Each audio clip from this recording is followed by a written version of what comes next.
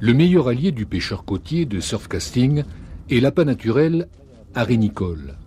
Néréides et autres bibis sont quelques-unes des bestioles qui assureront le succès de vos parties de pêche. La toute première chose à connaître est donc de savoir où et comment trouver ces appâts qui affoleront les poissons que vous recherchez. On s'approche encore? Non, mais parle pas. Alors ici, là, se trouve la tête du verre, dans le creux d'un tonnoir. La déjection, tout ça. Et se trouve le verre dans le milieu. Alors on va creuser. Là, voilà. On a une jolie quand même. Ah, tiens, une belle.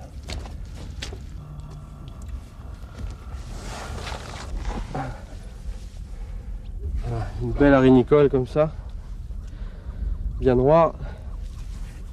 C'est l'équivalent d'une belle sole.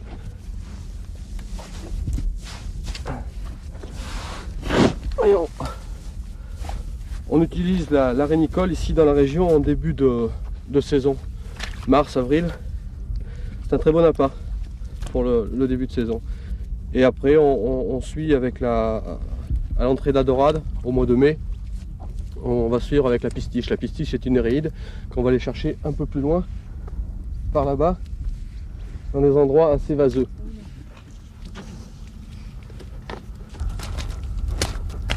Voilà, une fois la cueillette terminée, on se sert d'un petit tamis fabriqué maison. On va mettre tous nos arénicoles dans ce tamis.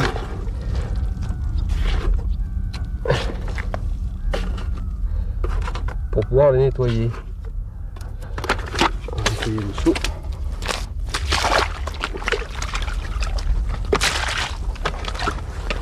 Voilà.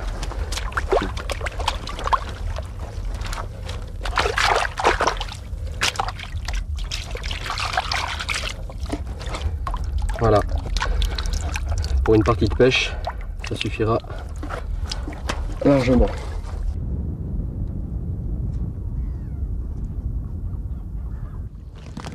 On va trouver la pistiche dans ces endroits un peu ombragés, où on trouve des coquilles d'huîtres, des anciens pignottes de parc. Donc on va fourcher. Elle se loge parfois dans la coquille. Voilà. Voilà une pistiche. C'est un verre qui est très dur en tête. Donc on le boitera, on va commencer pour le boiter par la queue, on le fera remonter sur le fil et ça vous donnera une néride parfaitement bien conservée et qui sera naturelle pour le poisson.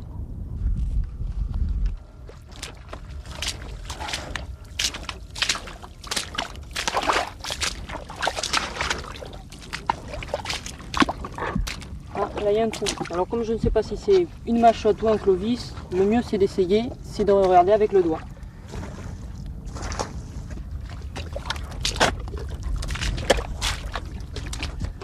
Ah, là par contre ça en est une. Alors on va essayer.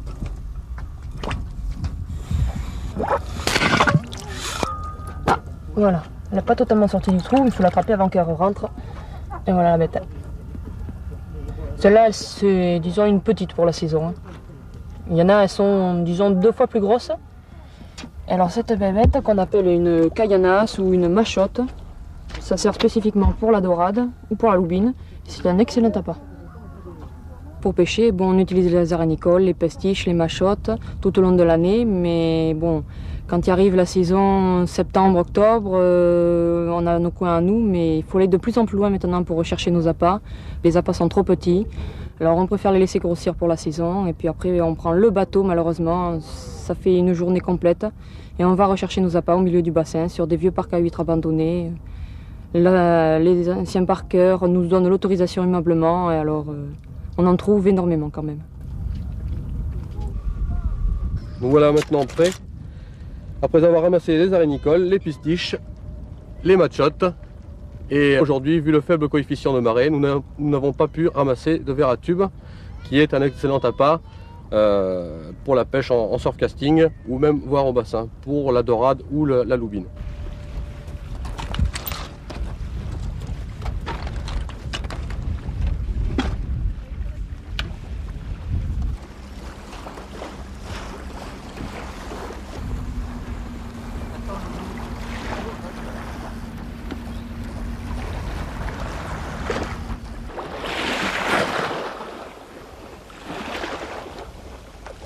Avant de connaître les émotions des premières captures, comme celle de ce rouget, pris par Robert Perret, ex-membre de l'équipe de France de surfcasting, il vous faudra encore choisir le matériel le plus adapté.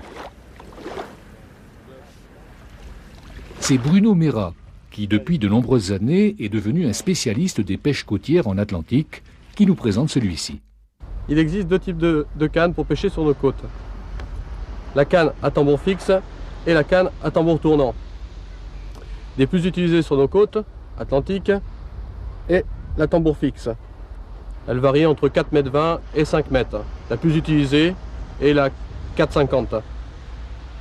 En tambour tournant, elles viennent juste de faire leur apparition sur la côte atlantique. Moi personnellement, je pêche depuis 6 mois avec ce type de canne. L'avantage du tambour tournant est que l'on peut facilement gagner 20 à 30 voire 40 mètres au lancer comparé à un tambour fixe. Le tambour fixe, lui, est quand même restreint au niveau de la distance à laquelle on peut lancer les appâts. Quant aux nylons utilisés, ils sont pratiquement identiques que sur les deux types de moulinets.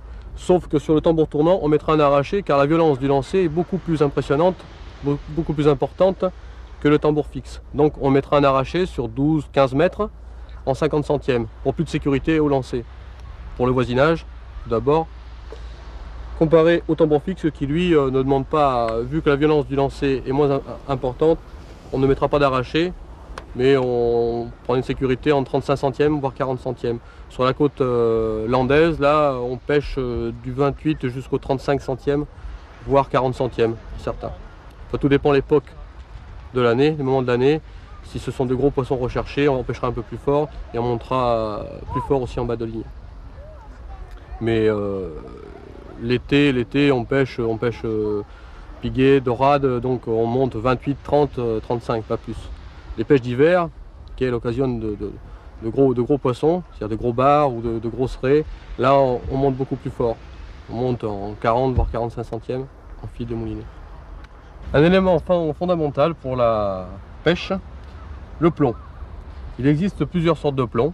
Tout d'abord les plombs étoiles, qui varient de 80, voire même en dessous, 60 grammes, jusqu'à 170 grammes, 180 grammes. Il est très peu utilisé dans le bassin. On l'utilise surtout sur la côte pour pêcher en surfcasting. Après, nous avons le plomb palangre. Le plomb palangre qui lui varie de 20 jusqu'à 150 voire 180 grammes. Lui, il est utilisé pour pêcher soit en bateau, au bassin, pour pêcher à la palangrotte. Son poids pour pêcher à la palangrotte varie entre 60 et 120 grammes. On l'utilise très peu pour la pêche en surfcasting. Il arrive parfois, quand la mer est calme, qu'on puisse l'utiliser. Ce sera toujours beaucoup plus favorable d'utiliser un plomb qui n'a aucune tenue sur le sable qu'un autre plomb comme le grappin, comme l'étoile, qui lui aura de la tenue sur le sable, quand la mer peut l'accepter. Ensuite, nous avons les plombs à grappin. Plombs grappin qui ont évolué depuis 3-4 ans, qui maintenant possèdent des perles pour débrayer le plomb.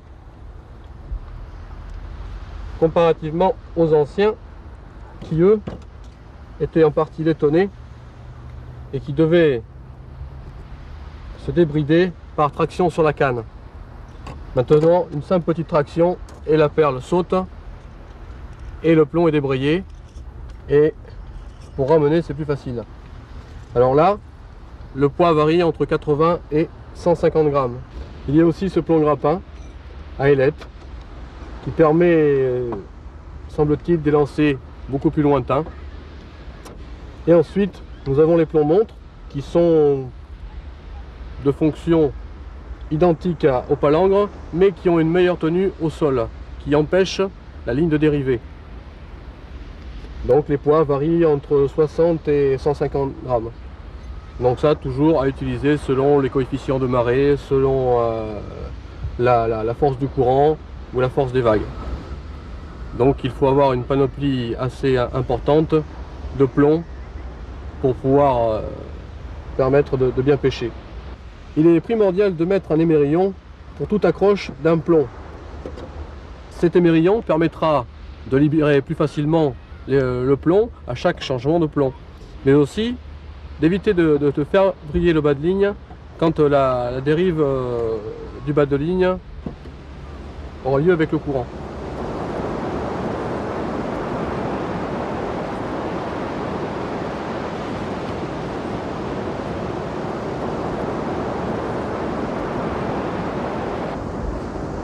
Là, je pense que j'en ai un gros. Ça va être une jolie loubine. Puis la touche.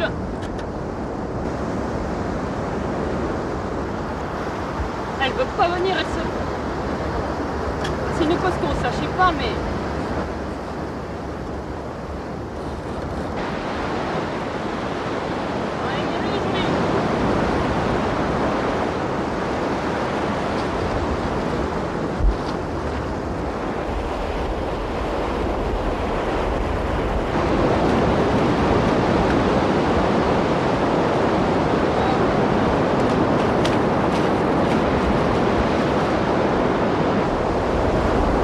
Voilà, une magnifique loubine qui a mordu à la rénicole. Elle est à moitié asphyxiée. Je l'ai laissée trop longtemps dans les vagues. Voilà. Magnifique bête. Celle-là, par contre, c'est une loubine qui fait la taille légale. Une loubine, pour qu'on la ramène, pour qu'on la garde, il faut qu'elle fasse 36 cm. Et là, il n'y a aucun problème. Elle fait 40. Par contre, quand on pêche une loubine, il faut s'avancer dans la vague, il faut pas lui laisser de mou. Et il faut profiter de la vague pour ramener le poisson vers nous. Parce que si on ramène le poisson quand la vague tire vers le large, le poisson il en profite pour faire un demi-tour, un tête à queue, et ça se décroche. Donc là, c'est ok pour ce truc.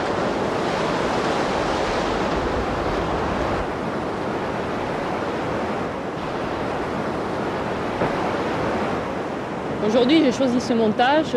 J'ai mis un plomb grappin de 125 grammes parce qu'il y a un peu de courant, ça fait 2 heures que l'eau monte. Et j'ai choisi d'avoir un petit corps de ligne et un grand avançon de plus de 1,10 m, 1,20 m, ce qui fait que le traînard va bien onduler dans l'eau avec une magnifique arénicole. Ce sera très attractif pour le poisson. Avec le courant, ça va faire remuer l'appât et le poisson va croire que c'est un vrai qui est en train de dériver dans le courant et non pas que le verre est attaché sur un bas de ligne et qu'il y a un hameçon dessous. Voilà.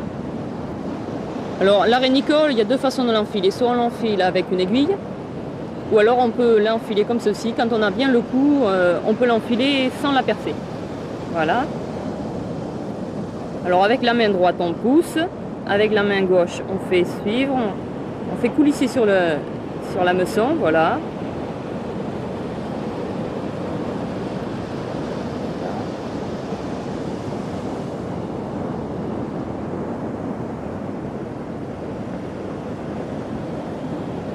Et à la fin, on fait ressortir juste avant, de façon à ce qu'il y ait la queue qui pende un peu. Comme ça, c'est plus attractif. Voilà.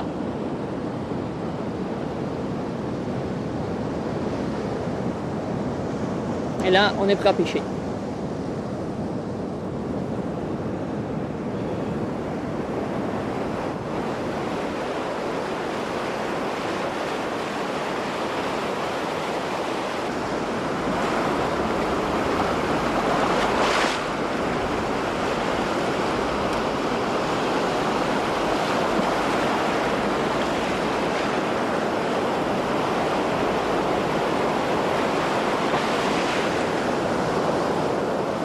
Alors là, quand on pêche au grappin, après avoir lancé, quand on sent le plomb qui touche le fond, il faut donner 2 ou 3 petits coups de canne pour faire prendre le grappin. Comme ça évite de gêner le pêcheur qui est à côté. Là, voilà, le grappin a pris au fond, on le sent, à la tension de la canne. On relâche le fil. Voilà, on remet sa canne en place et on règle le frein. Voilà. Voilà. Ok. Et maintenant, il n'y a plus qu'à attendre que le poisson morde.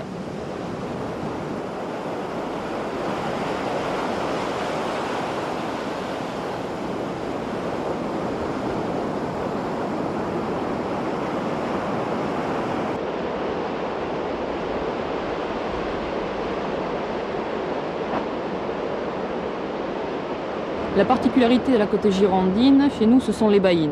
Les baïnes, il faut se méfier, c'est un coin dangereux aussi bien pour les pêcheurs que pour les baigneurs.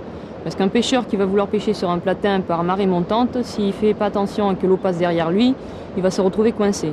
Le pêcheur, lui, pour attraper du poisson, des loubines ou même des turbos, va se mettre où ça brise le plus, au niveau du platin. Les loubines se tiennent là parce que bon, ça brise, il va y avoir des vers qui vont être déterrés par les vagues, et il va venir manger. Les turbos, c'est pareil. Lui, il aime bien les vers bleus, les ophélies. Il va se situer à peu près dans le même coin. Il va attendre que la marée monte pour pouvoir manger. Il va y avoir aussi des sols, peut-être des marbrés, mais c'est pas évident à cette saison. En océan Atlantique, pour pêcher, il faut se renseigner des marées et des coefficients près d'un marchand de pêche qui lui vous renseignera. Pour pêcher, il faut pêcher avec des petits coefficients, c'est-à-dire aux alentours de entre 70 et 80, pour pas qu'il y ait trop de courant. Parce que s'il y a trop de courant, vous ne pourrez pas pêcher, votre grappin va dériver ou votre châtaigne.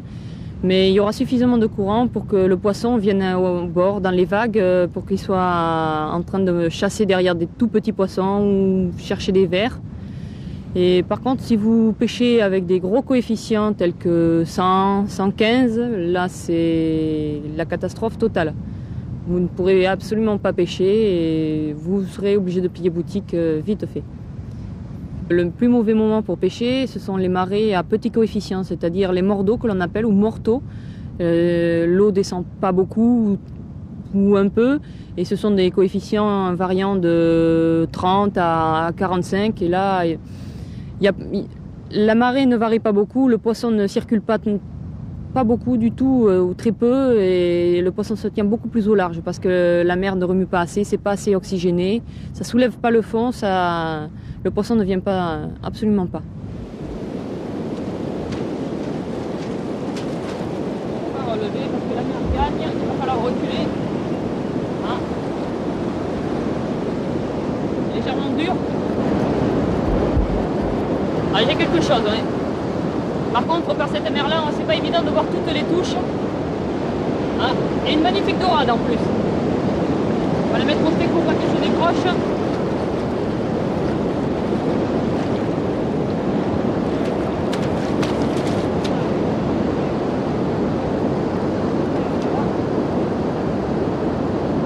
Voilà, en plus, j'ai de la chance pour moi, je vais pouvoir récupérer mon hameçon. Parce qu'avec la dentition d'une dorade royale, c'est... Voilà. Sinon, un hameçon comme ça explose. Parce que la dorade, les dangers de la dorade, c'est sa dentition, là, faut faire attention. La gueule est entièrement pavée dedans. Et juste là, en bas et en haut, elle a 7 ou 8 petites incisives très, très coupantes. Si on met le doigt dans la gueule, on se fait écraser le doigt. Alors là, si je ne peux pas me la faire échapper, voilà. La dorade royale est reconnaissable par son sourcil d'or et par une légère tache orange là. La royale au sourcil d'or. Magnifique bête. Voilà, on va la mettre au sec.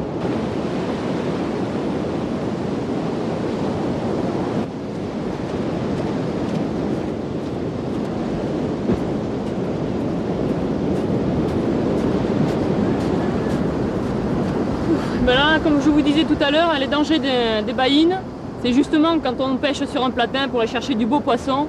L'inconvénient, c'est quand la marée monte, on se fait avoir justement par l'eau qui remplit la baïne par derrière. C'est effectivement très dangereux. Bon, aujourd'hui, j'ai eu de la chance parce que c'est un petit coefficient. Je ne me suis pas laissé trop prendre à revers et ça a été.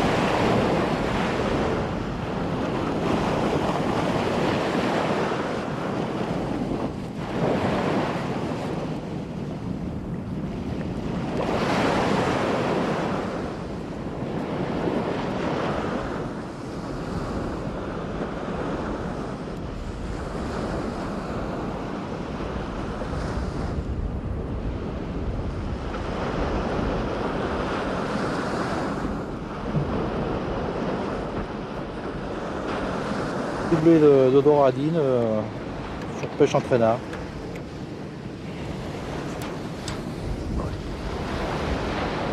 Je rejette.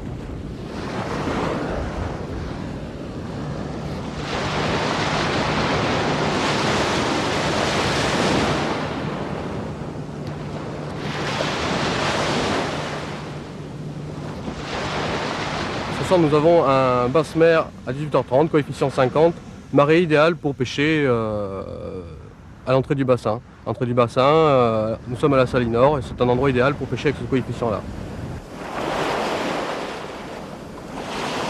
Nous sommes pratiquement au coucher du soleil et c'est le moment le plus favorable pour que le poisson se rapproche de la côte. Ce soir, j'ai décidé de pêcher avec deux hameçons. Deux hameçons, donc munis de 2 potences. J'ai adapté un plan de 100 grammes grappin, débrayable, ce qui permet de ramener facilement quand la mer ensable. Donc toujours mettre un émerillon pour éviter le vrillage au retour du plomb. Voilà, je monte mon corps de ligne en 50 centièmes, de façon à ce que ça suive mon arraché, car dessus, sur le début du moulinet, je mets un arraché de 10 mètres en 50 centièmes pour faciliter, pour éviter la casse au moment du lancer. Donc là-dessus, on va adapter des hameçons. Alors ce sont des hameçons à tige longue qui portent beaucoup mieux le verre, qui tient beaucoup mieux l'appât, sur une longueur de 25-30 cm.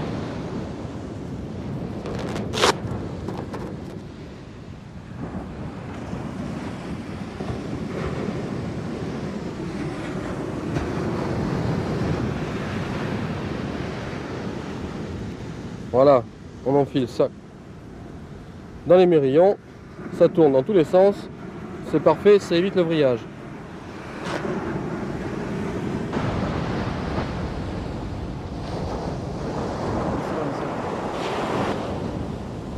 Donc ce soir, j'ai décidé de pêcher au verre à tube avant le coucher du soleil.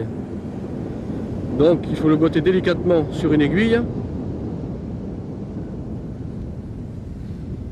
de façon à pouvoir le passer sur l'hameçon sans problème. C'est un verre assez fragile qui tient très peu de temps. Généralement, nous les salons après une partie de pêche, de façon à pouvoir les conserver beaucoup plus longtemps. Donc je mets la pointe dans le trou de l'aiguille,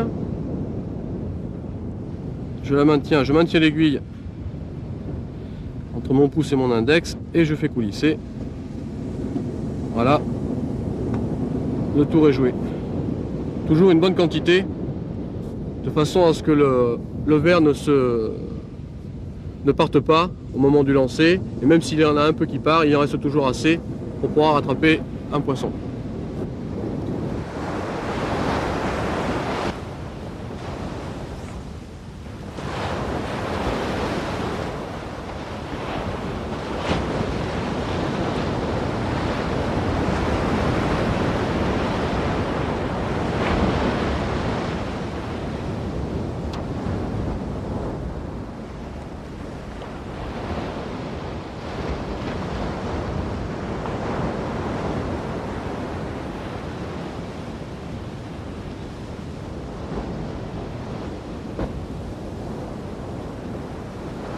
La pêche en bord de mer est autorisée jour et nuit. Quelles que soient les périodes de l'année, le coucher du soleil et le lever du jour sont propices à la capture de la plupart des espèces. Celles-ci attendent souvent la tombée de la nuit pour se rapprocher des plages et des grèves silencieuses.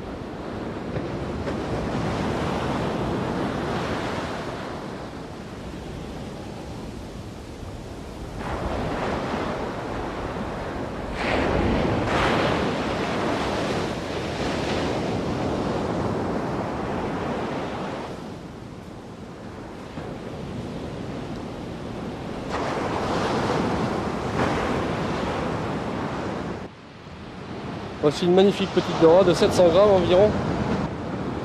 Et elle m'a fait une belle touche. Ça m'a complètement détendu le fil, ça m'a enlevé le grappin. Voilà, sur mon hameçon numéro 2 Gamakatsu.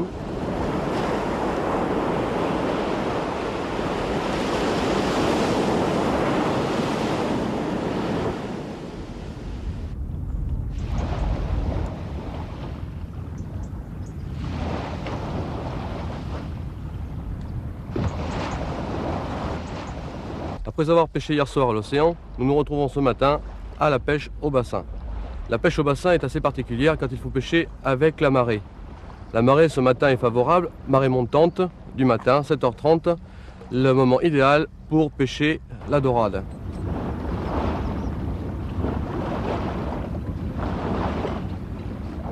La marée montante au bassin, par petit coefficient, est toujours favorable à la pêche des dorades, loubines, voire soles. À cette époque-là de l'année, l'herbe envahissante dans le bassin ne permet pas de pêcher toute la marée. Il faut donc pêcher pendant les étals de basse mer ou de pleine mer. Doublé.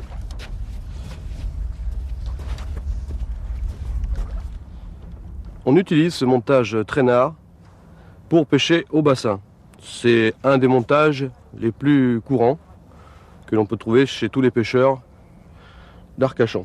C'est un montage qui permet, avec une grande longueur d'avançon, qui permet de libérer complètement l'appât, qui donne vie à un appât.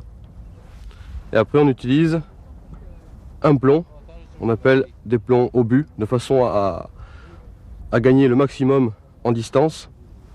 On voit, plomb profilé. Et on le mettra 30 cm en dessous du traînard. Toujours monté avec un émerillon.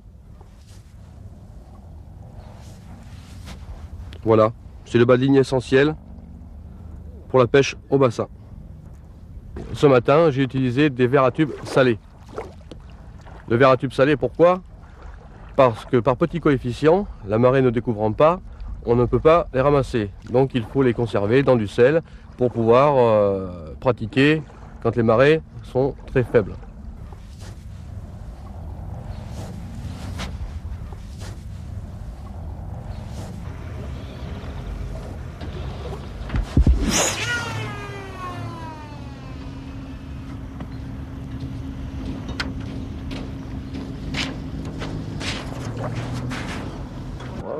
Moi, je voulais que ça aille à Bordeaux. Bordeaux,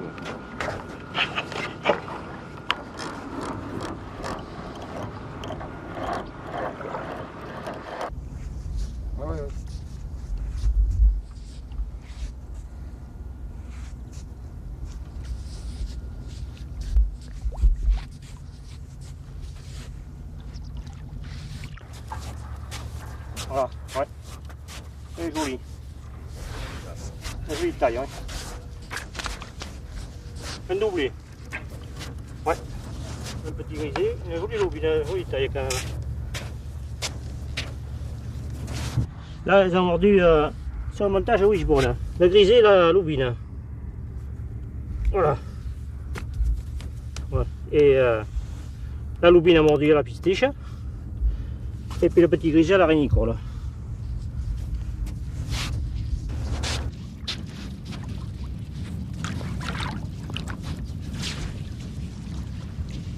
Alors là, la loubine a mordu sur un traînard de 2 mètres et le grisé aussi avec un montage en wishbone. Alors le wishbone consiste d'un petit avançon en V à côté de l'un de l'autre, ce qui représente ceci. Voilà. Et alors pistiche et arénicole. Alors là, ce montage c'est prévu principalement pour la dorade. Et là, les loubines et le grisé, bon, ils ont mordu tous les deux à la fois. Bon, mais le gros et le petit, c'est pas souvent que ça arrive. Hein. Voilà pour la rénicole. On va remettre une pistiche. On l'applique sur le côté légèrement, à la tête. Voilà. Un filet.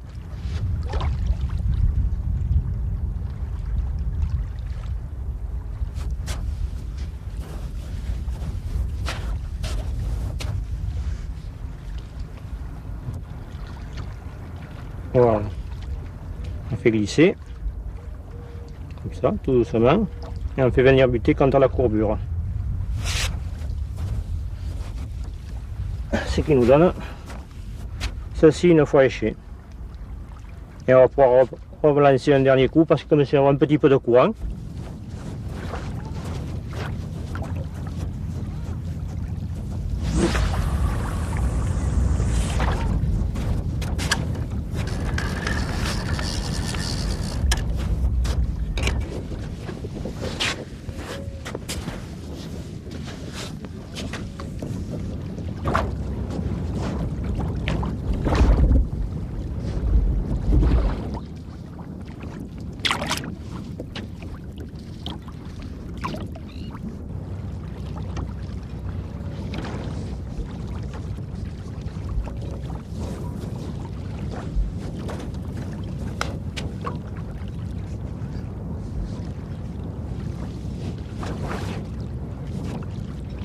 Une belle dorade royale qui fait à peu près 100 kg, prise au verre à tube, salé, sur un traînard toujours.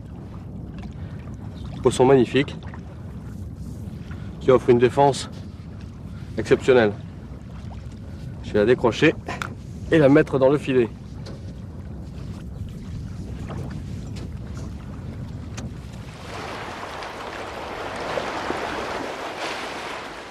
Des longues plages du Languedoc aux petites criques varoises, en passant par les grands espaces de Camargue, la Méditerranée offre de nombreuses possibilités pour la pêche du bord. Jean-Luc Ursin, moniteur et spécialiste de pêche, nous guide dans une première approche des techniques de pêche du bord en Méditerranée. Mais là, on se trouve sur la partie est de la Méditerranée. Donc on pratique les pêches de surf casting, que ce soit du bord de sable avec des pics de surf, que ce soit de bord des digues comme ça avec des cannes posées. On pêche avec des cannes qui varient entre 3,50 m et 4,20 m. Ça suffit comme genre de canne, comme longueur pour la région. Ce qui guide la pêche surtout en Atlantique, c'est l'effet des marées qu'on ne trouve pas ici. Ici c'est un peu différent, on pêche avec la lune. Donc ce qui est bon, c'est le lever de lune. Lorsque la lune est pleine, c'est pas spécialement bon, mais par grosse lune, lorsqu'on pêche de jour ou de nuit, il y a un moment qui est très bon, c'est l'heure qui suit, l'heure, 1h30 qui suit le lever de lune. Les attaques se produisent généralement à cette période. Le coucher de lune est bon aussi. Le meilleur évidemment c'est la nouvelle lune, la lune noire, qui est très bonne. Les vents aussi sont assez influents. Partant de Mistral, dans la région, on dit toujours que ça ne mord pas, qu'on ne fait rien. C'est vrai que parfois on arrive à faire quelques poissons, mais ce n'est pas la généralité. L'idéal c'est un temps un petit peu calme avec un petit peu de vent d'est. Par petit vent d'est, le poisson est plus en appétit et puis mord beaucoup plus facilement. Par grosse mer d'est, c'est presque la tempête, il y a quelques pêcheurs, quelques courageux qui sortent quand même, et c'est là où on réussit à faire les plus beaux poissons. Je considère qu'il y a à peu près deux régions bien spécifiques pour la pêche en Méditerranée. Une qui se situe à l'ouest du Rhône, avec tout le Languedoc-Roussillon, où là-bas on pêche quand même avec du grappin, plomb grappin, parce qu'il y a quand même plus de vagues, il y a un petit peu plus de courant. Il y a des poissons différents, tels que du turbo, on prend du beau turbo jusqu'à 8-10 kg de bord, de surf. Et puis il y a la région qui se situe côté est, jusqu'à Nice, Monaco. On ne pêche pas tout à fait les mêmes poissons. Par ici, on va faire des montages un petit peu plus fins, un petit peu plus avec des plombs coulissants. Et les poissons recherchés ici seront plus du type marbré, sard, dorade, loup, avec des appâts qu'on trouve dans la région, des appâts naturels qu'on trouve dans le sable, sur les rochers, dans ces endroits-là. On peut considérer aussi qu'il y a un troisième secteur qui se situe en Corse, c'est un petit peu le paradis des pêcheurs, avec le même genre de poisson, en beaucoup plus gros, avec une côte qui est parfois très découpée, parfois plage de sable, et avec des embouchures de rivières où là on prend vraiment du beau poisson, style liche, céréole, denti, pas mal de poissons chasseurs qui, bon, pour des dentis qui atteignent 6-8 kg du bord, en bateau on en fait des beaucoup plus gros bien sûr, et des liches qui font une vingtaine de kilos.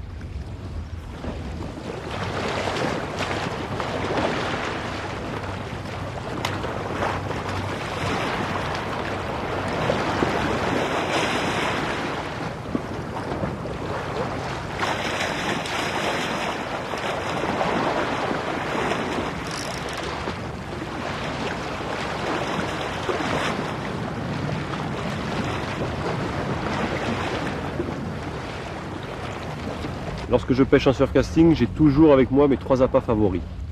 En commençant par le verre américain, le verre qui s'achète dans le commerce, de différentes tailles.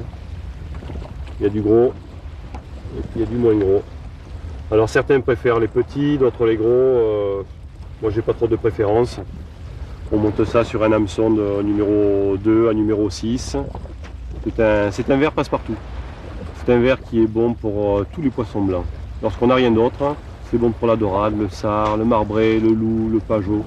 Normalement, tous les poissons mordent sur le verre américain. Malheureusement, si on tombe sur du tout petit poisson, ils le mangent aussi. Ensuite, mon appât préféré, c'est vraiment mon appât préféré, la paroi, c'est la cordelle de sable. Ce sont des vers que je vais attraper moi-même. On va sortir de 3. Absolument tous les poissons mordent sur la cordelle, sur le ver de sable, tous les poissons. Ça c'est l'appât vraiment, c'est ce qu'il y a de meilleur pour moi. Ensuite il y a un appât qui est très très bon, c'est le bibi. Alors le bibi ici on n'en trouve pas. Le bibi vient presque essentiellement de l'étang de Thau. Le bibi c'est un super ver, c'est l'appât roi pour la dorade. La dorade royale, vraiment, tous les sparidés, c'est le super appât. Ah ben, y a rien, j'étais dans le sable. L'idéal c'est d'arriver à trouver la belle tache de sable au milieu de l'algue et de la roche. Si on tombe sur la roche ou l'algue, on accroche, on risque de casser. Et si on tombe bien sur le sable, avec le plomb coulissant là, le bibi au bout, on risque de faire un beau poisson. Et là, j'avais mis un bibi. Voilà, le bibi il a été mâchouillé. Il n'est pas beau, il est bon à changer. On va le changer. Alors je vais refaire le montage d'un bibi, vu que l'autre a été mangé. Pour ça j'utilise des hameçons inox numéro 2. Ou alors des hameçons forgés, blancs, forts de fer. C'est le principal, parce que sinon si c'est un gros poisson, l'hameçon ne tient pas le coup, il s'ouvre et on perd le poisson. J'utilise une aiguille aussi, petite aiguille percée de part en part, très fine, de façon à ne pas abîmer le verre.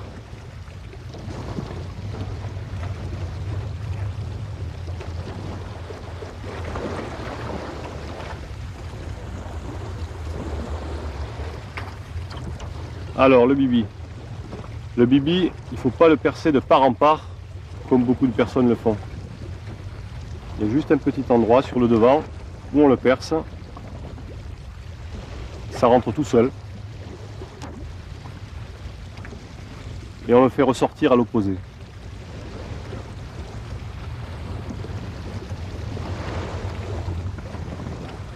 Voilà. On va camoufler l'hameçon. Voilà, le bibi est prêt à être lancé. Je fais une double boucle. Là je les monte sur du fil de 28 centièmes, 28-30 centièmes en ce moment. Parce qu'il y a quelques jours je me suis fait démonter. Donc en bonne saison, en période où il y a des belles dorades, du beau poisson, on monte un peu plus gros. Sinon le reste de l'année on monte en 22-24 centièmes, je crois que ça suffit largement. Voilà. Donc en même temps, voilà mon montage. Mon plomb coulissant, une olive qui va aller de 40 à 120-150 grammes. Une perle et un émerillon baril. Un émerillon agrafe.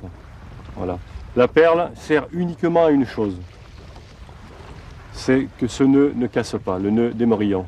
Parce que sur le sable, lorsqu'on a lancé 3-4 fois, on remonte avec les frottements, le plomb à force de taper sur le nœud, casse le nœud et puis on lance, on a tout perdu et on refait. Voilà.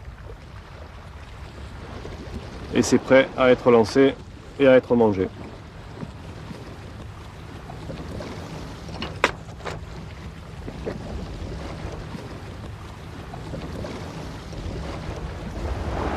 Je vais chercher le meilleur endroit possible pour le poisson, c'est-à-dire le sable ou derrière la roche.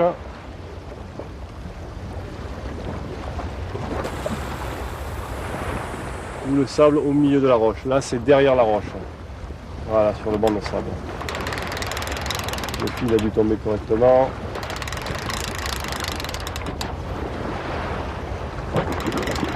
Voilà.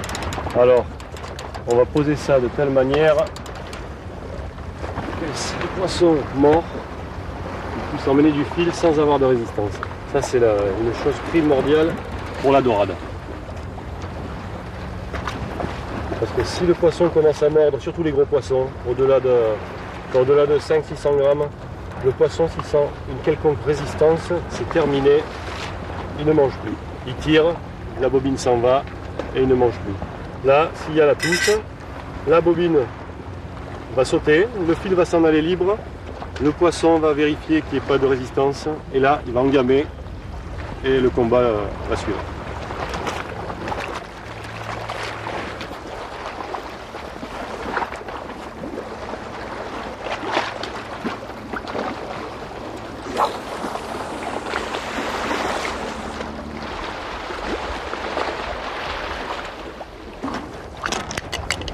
Ça y est, départ.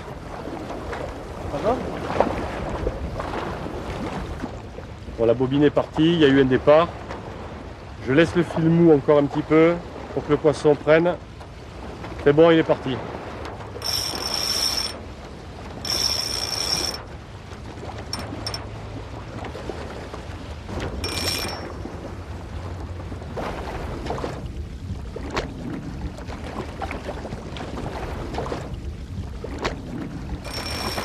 Attends, j'arrive.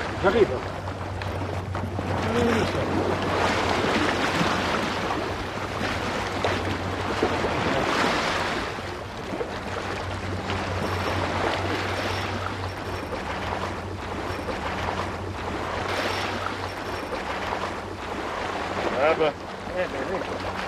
C'est mal, hein?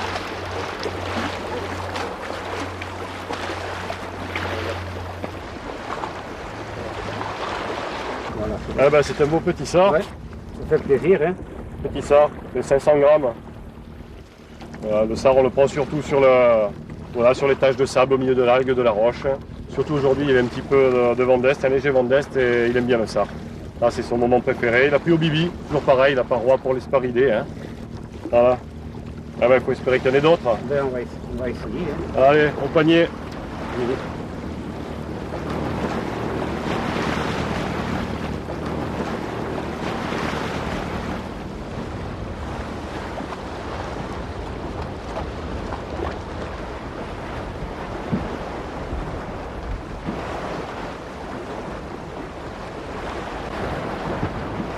Et je me retrouve aujourd'hui au même endroit exactement sur la même digue où j'étais hier. Et le temps, il a complètement changé. C'est un temps gris, il y a du vent d'est assez fort. Et c'est propice pour pêcher des poissons un petit peu différents aujourd'hui. C'est-à-dire que hier, par beau temps, c'était surtout du marbré qu'on pouvait prendre, du sard en passant. Mais aujourd'hui, c'est surtout loup, sard, dorade. Avec comme appât ver américain, c'est assez bien, c'est un appât assez gros et que le poisson voit bien. Tiens, j'en ai. On va mettre l'appât, le ver américain. Aujourd'hui, j'utilise du ver américain pour une bonne raison, c'est que lorsqu'il y a vent d'est, la mer est mauvaise et on a beaucoup de mal à trouver des vers de sable. Donc, on va utiliser le ver américain qui est un bon appât aussi. Hein. Surtout quand ils sont beaux comme ça. Ouais, là c'est du beau vert. Et il y a toutes sortes de poissons qui mordent sur cet appât. Tous les poissons. Voilà.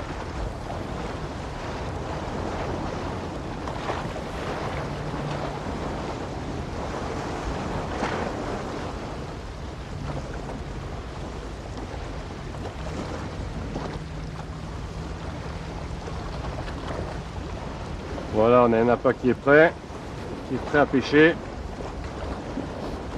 Voilà, on sait qu'il peut décider une dorade, un loup, un sard, un marbré et parfois même des poissons de roche, ce qui est un petit peu moins amusant, mais enfin, on les remet à l'eau quand c'est comme ça.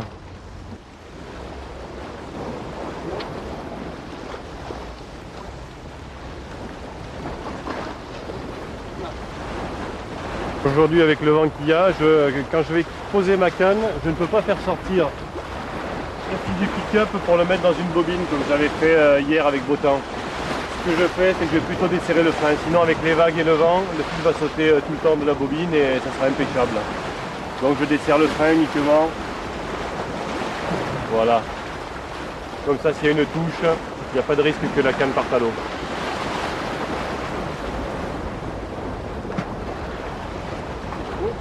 Charlie, t'as vu la touche? Ah, qu'est-ce que ça va être comme poisson ça? On va voir. Bon, ça part, on est bien parti. Oui. Quand je serre un petit peu le frein. Oui. Ouais, il prend un peu de fil, hein. Un peu de fil. Serrez pas trop quand même, hein. Qu'il n'arrive pas à casser. Non, on m'a fait un petit. Ouais. On va y aller là. Redresser la canne J'ai quand même pour le travailler. La canne droite, comme ça, il ne risque pas de se mettre dans un rocher. Hein. J'ai vu 40 centièmes ici. Alors. Ouais. Oui. Il arrive, on va le voir. Allez, qu'est-ce que c'est, René? Un petit loup? C'est un petit loup. Ouais, un beau petit loup. Allez, pas besoin de salabre. Eh ben, petit loup de 400 grammes, René. Ouais, je serrai le frein. Voilà. Eh ben, c'est bien. Voilà, il a mordu sur le ver américain. Comme on avait prévu, c'est un bel appât pour pêcher avec ce temps. Et le loup aussi, c'est le temps typique pour pêcher le loup, ça, hein. De la mer qui tape, vent d'est. Et on a pris bien derrière l'algue là-bas sur le sable, hein, comme on avait prévu, René. Voilà. Assez loin d'ailleurs. Voilà, exactement. Eh ben, c'est bien.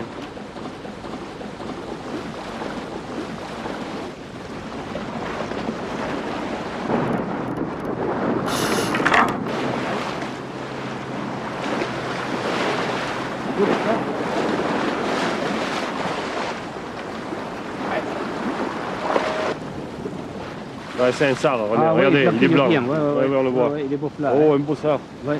Donne des coups de tête, Ouais. la canne. Moi, à mon avis, il faudra le salabre, René. Pour aller chercher le salabre. Ouais. Hein? J'y vais, hein.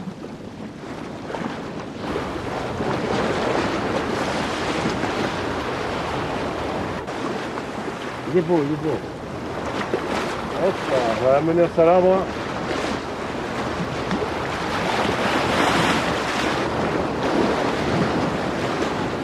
Ça y est, c'est bon. Un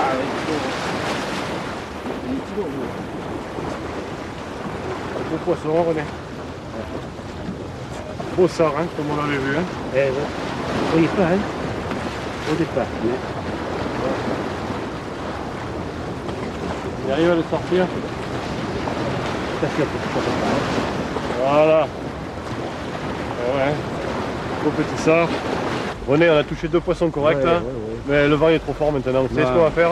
On va aller finir un peu sur le sable. Hein, on peut faire du beau poisson. Je crois que c'est le mieux. Hein. Ouais, parce que là vraiment il y a trop de vent. Hein. Allez, on va plier et on va aller là-bas. Hein. Alors, je vais retirer la canne.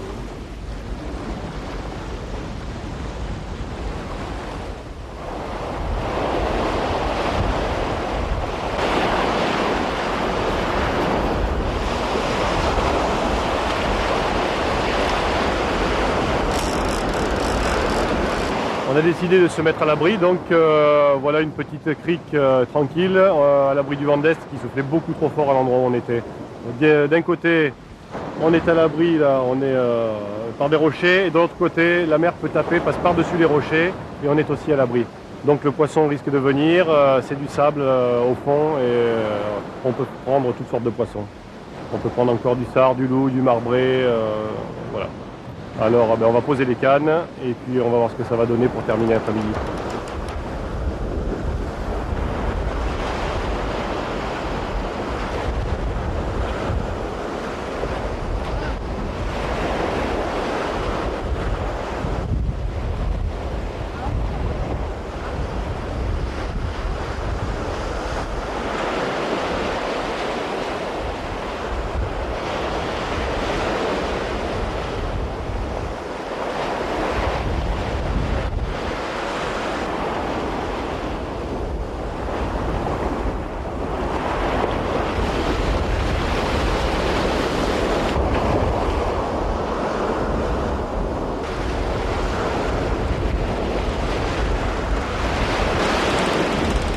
Il n'y a pas longtemps qu'on est là, il y a déjà eu un départ.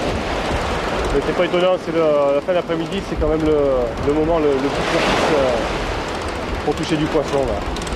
C'est vraiment ce qu'il y a de mieux. On a travaillé un petit peu avant la tombée du sable là au bord, devant la marche.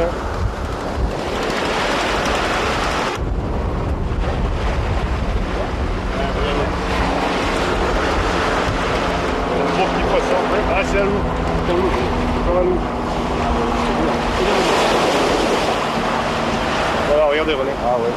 Il est beau, il est plus gros que l'autre. Ah, il est un peu plus gros. Un gros petit poisson ça. Voilà, c'est pas étonnant avec ce temps. Hein. Tu vois, une vent d'est. Comme ça. Ouais. On a bien fait de venir là, tout compris. On a moins de vent, on est abrité et on fait du poisson. Ouais, un beau poisson. Venez la canne, le départ, ça touche. Ouais. Allez.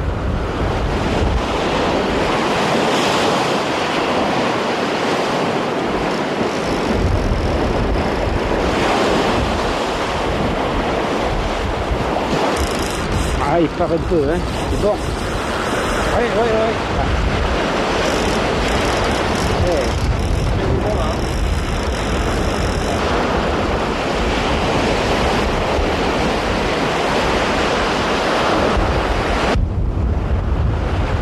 Allez. Ah, il fait presque la taille du précédent. Hein. C'est un beau poisson. Hein. Ah, on a choisi le bon endroit, on a eu le nez là pour venir ici. Hein. Voilà. Oui, c'est pas mal, ouais. Ah, c'est 400 grammes, ça. Un beau poisson. Hein, voilà. Eh ben, aujourd'hui, vous avez vu, on a pris combien 4 poissons à la digue, 2-3 poissons là. Ah, ben, c'est bien comme ça. Hein. Ouais. On a fait une journée qui est pas mal. Regarde ce qu'il y a eu pire. On va pouvoir rentrer tranquille. On y va?